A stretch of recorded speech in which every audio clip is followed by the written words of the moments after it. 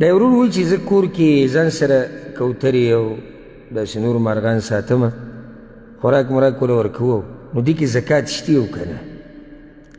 جواب: په څاروو کې زکات صرف په 3 قسمو څاروو کې دی بس،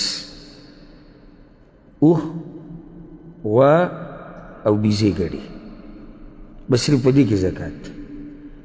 خو دې دپاره هم شرط دی چې د دې نصاب ته ورسي. د اوښانو خپل نصاب دی، د غواګانو خپل دی، بیزو ګډو خپل دی. یو بل دا چې دا سائمه وي. سائمه څه ته وایي؟ چې سریږي، یعنې کله یو ځای کې سریږي، کله بل ځای کې دا سړی پرې خرچه نه کوي. دریم شرط دی کې دی چې کال پرې تېر شي، نو بیا په دې کې زکات دی. په څو څاروو کې زکات دی؟ 3: اوښان، غواګانې، بیزې ګډې. د دې نه علاوه چې څومره حیوانات دي پکې زکات نشته، الا ذهن ته مو څه راځي؟ په یو حال کې پکې زکات کېدی شي.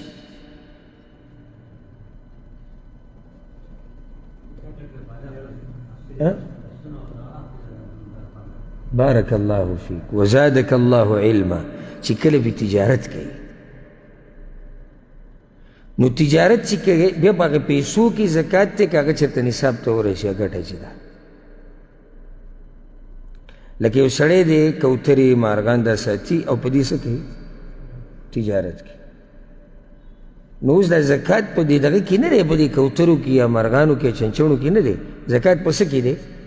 په هغه پیسو کې دی. او دغه شان که نور بل قسم څاروی دغه 3 نه علاوه تجارت پکې کوي، پای کې زکات دی. والله اعلم.